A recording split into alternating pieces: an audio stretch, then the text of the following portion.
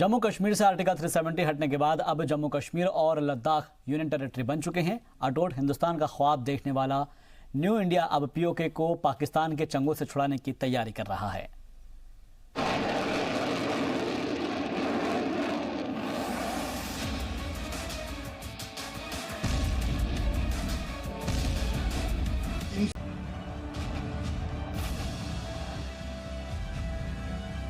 के बाद से हिंदुस्तान की जिस जमीन पर पाकिस्तान और चीन ने जबरन कब्जा किया है, धीरे धीरे हिंदुस्तान उन्हें वापस पाने की तैयारी कर रहा है।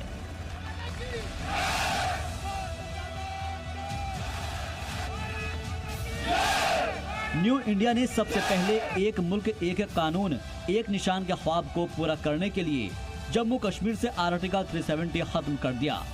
इसके बाद हिंदुस्तान ने नए नक्शे के जरिए ये पैगाम दे दिया है कि पाकिस्तान के कब्जे वाले पीओके से नापाक मुल्क का फेयरवेल बेहद नजदीक है और अब इंतजार है उस वक्त का जब पीओके से पाकिस्तान को खदेड़ने के लिए हिंदुस्तान अपनी ताकत दिखाएगा। अटूट हिंदुस्तान का ये नया नक्शा इस बात का सबूत है कि जो गलतियां पहले हुई थी उसे सही करने का वक्त बेहद नजदीक है। आजादी के दौरान, आजादी के बाद के सालों में जो काम अधूरे रह गए उनको पूरा करने का प्रयास आज हिंदुस्तान कर रहा है। चलिए आपको दिखाते हैं अटूट हिंदुस्तान का नक्शा, जिसके जरिए पाकिस्तान को न्यू इंडिया ने अपने इलाकों से बोझ बिस्तर समेटने का पैगाम दे दिया है। हिंदुस्तान का नया पॉलिटिकल नक्शा भी सर्वेयर जनरल ऑफ इंडिया की ओर से जारी हुआ है। इस नक्शे के जरिए हिंदुस्तान ने पड़ोसी मुल्क पाकिस्तान और चीन को सख्त पैगाम देते हुए पीओके के मीरपुर, मुजफ्फराबाद को कश्मीर का, जबकि गिलगिट बाल्टिस्तान और अक्साई चीन को लद्दाख का हिस्सा दिखाया है। JNK और लद्दाख को 2 सेपरेट यूनियन टेरिटरीज बनाया, तो उस संदर्भ में ये जरूरी हो जाता था कि जो भारत का रिवाइज मैप है उसको रिलीज किया जाए। अब जम्मू एंड कश्मीर के हिस्से में हमने एक बार फिर से अपना क्लेम जो है गिलगिट बाल्टिस्तान, मीरपुर, मुजफ्फराबाद और जो पाकिस्तान ऑक्युपाइड टेरिटरी है उसको हमने एक बार फिर से रीइटरेट किया और रीअसर्ट किया है। वैसे इससे पहले भी हिंदुस्तान के नक्शे में सरहद यही थी, लेकिन पीओके की दारुल हुकूमत मुजफ्फराबाद और बड़े शहर मीरपुर को साफ तौर पर नहीं दिखाया गया था। लेकिन अब यूनियन टेरिटरी जम्मू कश्मीर में कुल 22 जिले बनाए गए हैं, जिनमें मीरपुर और मुजफ्फराबाद भी शामिल हैं।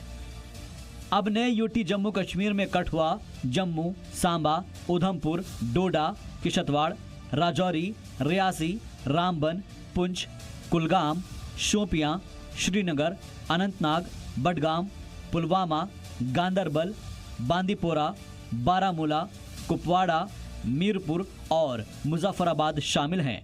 चलिए अब बात करते हैं यूटी लद्दाख की। नए यूनियन टेरिटरी लद्दाख में 2 जिले बनाए गए, लेह और करगिल। पाकिस्तान के कब्जे में मौजूद गिलगिट बाल्टिस्तान, बजारत, चिल्हास को लेह में शामिल किया गया है।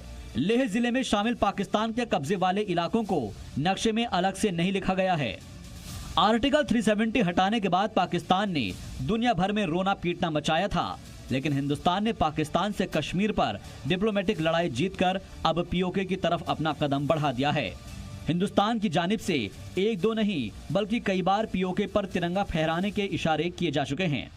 जब जम्मू एंड कश्मीर बोलता हूं, माननीय सदस्य इसलिए एग्रेसिव हूं कि जम्मू एंड कश्मीर के पीओके को आप भारत का हिस्सा नहीं मानते हो क्या? एग्रेसिव ना हो, जान दे देंगे इसके लिए। क्या बात कर रहे हो आप?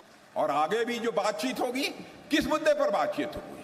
अरे बात होगी अब तो पाक अधिकृत कश्मीर पर बात होगी बहनों भाइयों, और किसी मुद्दे पर बात नहीं होगी। Kashmir is an integral part of India. The remaining thing to discuss is about with our neighbor is hand over the remaining part of Kashmir to us. That is POK. Hindustan का नया नक्शा जारी होने से पहले ही खुद वजीर आजम नरेंद्र मोदी ने पीओके पर अपनी सबसे बड़ी कसक को फौज के सामने जाहिर करके ये जता दिया था। न्यू इंडिया मन बना चुका है कि जैसे आर्टिकल 370 हटाने के नामुमकिन समझे जाने वाले काम को अंजाम दिया गया, ठीक उसी तरह पीओके पर तिरंगा लहराने का वक्त भी नजदीक है। कुछ हिस्सा उनके हाथ चला गया, गैर कानूनी तरीके से कब्जा करके रखा हुआ है, और वो कसा कभी भी हमारे दिलों में है। हिंदुस्तान का नया नक्शा जारी होने के बाद पाकिस्तान के हुक्मरानों का ब्लड प्रेशर भी बढ़ गया है, क्योंकि इमरान खान भी जानते हैं ये न्यू इंडिया है जो सिर्फ बोलता ही नहीं बल्कि करके भी दिखाता है।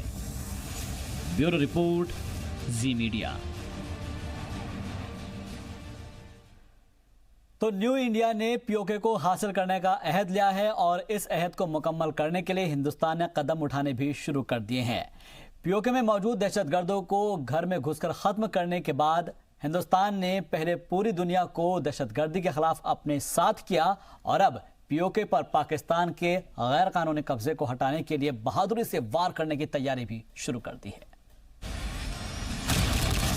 नया हिंदुस्तान घर में घुसकर मारेगा, गोली का जवाब गोले से देगा। अब समय आ गया है कि आतंकवाद के खिलाफ निर्णायक लड़ाई लड़ी जाए। भारत का नया नक्शा तैयार है और पीओके से आतंकिस्तान यानी पाकिस्तान के गैर कानूनी कब्जे को हटाते ही अटूट भारत के नक्शे को पूरा करने का न्यू इंडिया का अहद भी पूरा हो जाएगा और धीरे धीरे हिंदुस्तान अपने इस हदफ की तरफ बढ़ रहा है। सबसे पहले कश्मीर से दहशतगर्दी और अलहदगी पसंदी की जड़ आर्टिकल 370 को हटाकर इसकी शुरुआत की गई। देखिए, शुरुआत तो कड़े शब्दों में हमने पहले से ही कर दी है। जो हमने मोदी जी ने जब ह्यूस्टन में भी कहा था कि आतंकवाद के खिलाफ हमें निर्णायक लड़ाई लड़नी है, और अब उसके बाद 370 हटाया हमने, तो ये एक उस दिशा में जो है बहुत सारे कदम पहले से ले लिए गए हैं। भारत ने पीओके पर कब्जे के लिए बेहद सूझबूझ से पाकिस्तान की घेराबंदी शुरू की। पीओके पर कब्जे के पहले मरहले के तहत पीओके में मौजूद दहशतगर्दाना कैंपों को निशाना बनाकर पाकिस्तान की इस गलतफहमी का जवाब दिया गया कि कुछ भी कर लो, भारत एलओसी क्रॉस नहीं करेगा। सर्जिकल स्ट्राइक और एयर स्ट्राइक के कारनामे के बाद बनी सूरत हाल में भारत ने पाकिस्तान से डिप्लोमेटिक लड़ाई भी जीत ली। आज पूरी दुनिया इस बात पे हमारे साथ है कि पाकिस्तान ऑक्युपाइड कश्मीर हमारे खिलाफ इसका इस्तेमाल किया जाता है, और अगर भारत कोई सख्त कदम उठाएगी तो पूरा अंतर्राष्ट्रीय समुदाय जो हमारे साथ खड़ा होगा। जैसा आपने देखा, हमने जब सर्जिकल स्ट्राइक करी या बालाकोट में एयर स्ट्राइक करी तो कहीं से भी कोई किसी ने आवाज नहीं उठाई, क्योंकि वो समझते हैं इस बात को कि इस हिस्से को दुरुपयोग किया जा रहा है, जो दरअसल में भारत का ही हिस्सा है। पीओके पर हिंदुस्तानी फौज से सर्जिकल स्ट्राइक, एयर स्ट्राइक और दहशतगर्दाना कैंपों को तबाह करके पीओके में तिरंगा गदर का ट्रेलर दे दिया है। पीएम मोदी की कसरत के बाद अब हिंदुस्तानी फौज को बस इशारे का इंतजार है और पाकिस्तान के कब्जे से पीओके को आजाद कराने की मुहिम शुरू कर दी जाएगी। ये आपका देश सुरक्षित है, आपकी सरहद पर हमारी सेनाएं तैनात हैं, और अंदरूनी इलाके में भी हम लोग सभी जो सशस्त्र बल हैं, वहाँ का जो एडमिनिस्ट्रेशन है किसी भी स्टेट का, उनके साथ मिलजुल कर कार्रवाई करते जा रहे हैं। भारत के इसी जारहाना अंदाज से पाकिस्तान के हुक्मरान भी खौफ खाते हैं। पाकिस्तान की हुकूमत में बैठे इमरान खान हो या फिर ऑपोजिशन लीडर बिलावल भुट्टो, सभी को पीओके हाथ से निकलने का खौफ सता रहा है। इस कठपुतली वजीर आजम के दौर में कश्मीर पे तारीखी हमला हो रहा है, तारीखी हमला हो रहा है, और हमारा वजीर आजम नेशनल असेंबली में उठकर, हमारा वजीर आजम नेशनल असेंबली में उठकर कहता है कि मैं क्या करूं कि सिलेक्टेड वजीर आजम ने, इस कठपुतली वजीर आजम ने कश्मीर पे सौदा कर लिया है और हर पाकिस्तानी के लिए ये सौदा मंजूर नहीं है। पाकिस्तान का ये डर बिला वजह नहीं है। इसी खौफ की वजह से पाकिस्तान बार बार भारत को जौहरी हमले की धमकी भी देता है, और पाकिस्तान के नेताओं और पाकिस्तान की फौज की ये धमकियां भी पाकिस्तान के डर को बार बार बयान करती है। 370 को हटाया और अब जिस प्रकार से कश्मीर का नक्शा जो बदला है और पूरी दुनिया में जाकर वो इस बात को कह रहे हैं, 370 का जिक्र कर रहे हैं, और पाकिस्तान ऑक्यूपाइड कश्मीर की बातें हमारे कई नेता, आर्मी चीफ और कई लोग हैं जिन्होंने उसको बार बार कहा है कि पाकिस्तान अधिकृत कश्मीर को अब पाकिस्तान से छुड़वाना पड़ेगा। तो ये कहीं ना कहीं संकेत जरूर दे रहा है कि हमारी रणनीति, हमारी स्ट्रैटेजी कुछ बड़ी है और हम अपने मुल्क की ज़मीन जो हमने हमारे किसी कारण से जो हमसे छीन ली गई, वो हम वापस छीनने को तैयार हैं। पाकिस्तान से पीओके वापस लेने के भारत के पास एक नहीं कई तरीके हैं। पाकिस्तान लगातार कमजोर होता जा रहा है, पाकिस्तान में बगावत बढ़ती जा रही है और ऐसे में पाकिस्तान पर एक बहादुर वार नापाक मुल्क के टुकड़े करने के लिए काफी है। ब्यूरो रिपोर्ट, ज़ी मीडिया। आपको दिखाते हैं कि किस तरीके से तारीख में की गई गलतियों की वजह से हिंदुस्तान के लिए कश्मीर की जो परेशानी है वो बढ़ती चली गई और जिसकी वजह से हिंदुस्तान को पीओके को पाकिस्तान के कब्जे से छुड़वाने के लिए मशक्कत करनी पड़ रही है।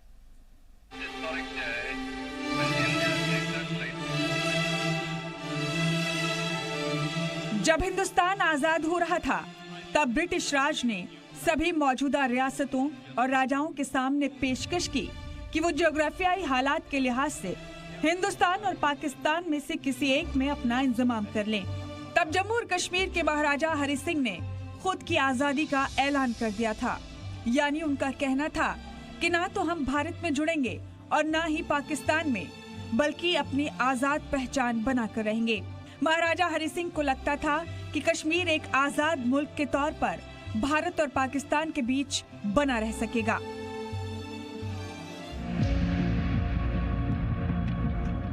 पाकिस्तान से हजारों हथियारबंद कबायलियों ने कश्मीर पर हमला कर दिया।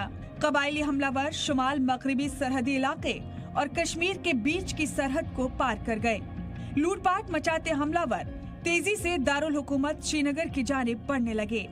हमलावरों में ज्यादातर पठान थे और उस इलाके से आए थे जो पाकिस्तान बन चुका था। कबायलियों ने बारामूला में लूटपाट की और खवातीन और लड़कियों का जिनसी इस्तेसाल किया। महाराजा ने भारत सरकार को फौजी मदद का पैगाम भेजा। अगले दिन दिल्ली में भारत की सिक्योरिटी काउंसिल की बैठक हुई। वीपी मेनन को जहाज से तुरंत श्रीनगर रवाना किया गया। उन्होंने श्रीनगर में महाराजा से मुलाकात करने के बाद उन्हें हमलावरों से महफूज जम्मू जाने की सलाह दी।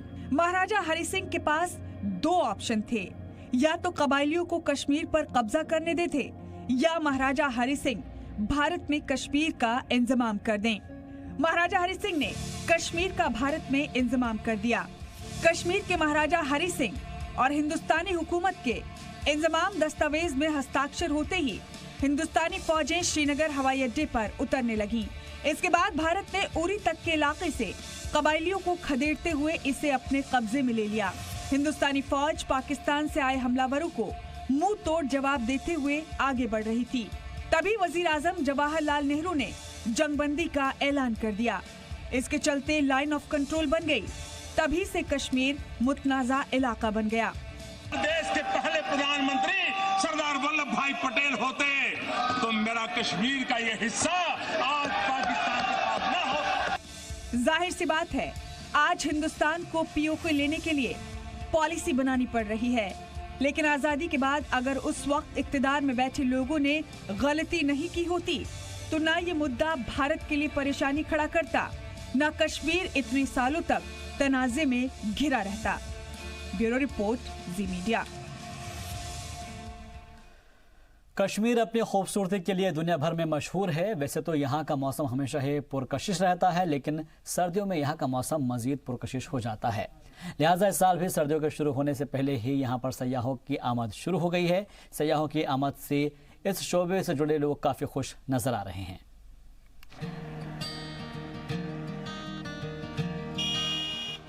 सर्दियां शुरू होने के साथ ही सयाहों ने वादी कश्मीर का रुख करना शुरू कर दिया है, जिससे वहां सयाहत से वाबस्ता लोगों में खुशी का माहौल है और इनके चेहरे सयाहों को देखकर खिल गए हैं।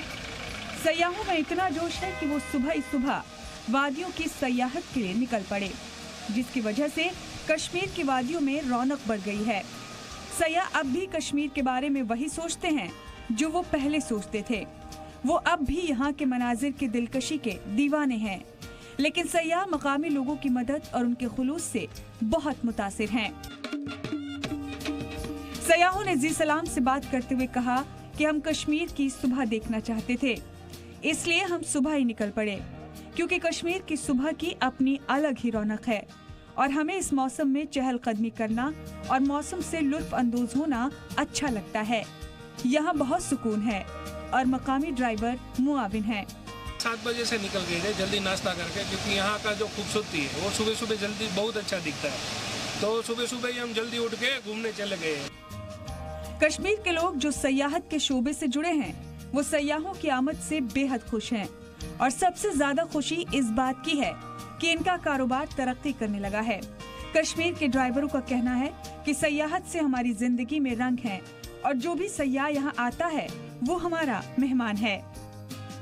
अल्लाह को कि कश्मीर आना चाहिए टूरिज्म, क्योंकि टूरिज्म के वजह से यहाँ की रौनक भी बढ़ जाएगी और रोजगार भी बढ़ेगा। बिजनेस से टूरिज्म से है, तो हम इनको सेवा इसलिए करें क्योंकि हमारे मेहमान भी है और हम इनसे पैसे भी कमाते हैं।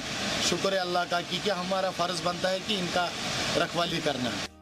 कश्मीर में सयाहत के लिए गुजरात से 5 लोग पहुँचे हैं और लुत्फ की बात यह है कि ये लोग पहले भी 3 बार कश्मीर की सयाहत के लिए आ चुके हैं, लेकिन इस बार उन्हें कुछ तब्दीली नजर आ रही है। इससे पहले हम 2-3 बार श्रीनगर आ गए हैं, लेकिन कुछ दिक्कत नहीं हुई है। बड़ा अच्छा नज़ारा है यहाँ पे।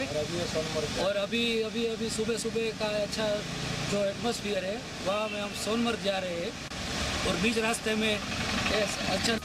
यहाँ आए हुए सयाहों का कहना है कि इन्हें बार बार वादियों की खूबसूरती यहाँ खींच लाती है। यहाँ पे बार बार आना है क्योंकि यहाँ बहुत मजा आता है।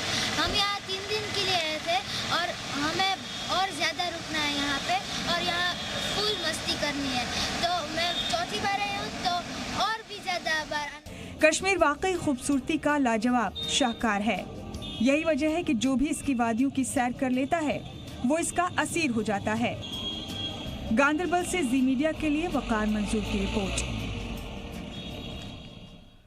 और इसी बीच बड़ी खबर का रुख कर रहे हैं। बारामूला में दहशतगर्द ठिकाने का पर्दाफाश हुआ है। खुफिया इत्तला के बाद सिक्योरिटी फोर्सेस और पुलिस की टीम में इस ठिकाने का पर्दाफाश किया है। जानकारी ये मिल रही है कि ये ठिकाना सज्जाद हैदर का है। सज्जाद लश्कर-ए-तैयबा दहशतगर्दाना तंजीम का मेंबर है जो इलाके में मिलिटेंट्स की तकर्रुरी किया करता था। तो जाहिर सी बात है कि ये बड़ा पर्दाफाश क्या है यहाँ पर खुफिया एजेंसियों ने, और कहा यह जा रहा है कि बारामूला में इस ठिकाने का पर्दाफाश हुआ है। खुफिया इत्तला के बाद सिक्योरिटी फोर्सेस और पुलिस की टीम ने इस ठिकाने का पर्दाफाश किया है। और फिलहाल के लिए मेरे साथ इस बुलेटिन में बस इतना ही। दीजिए इजाजत, आप देखते रहिए जी।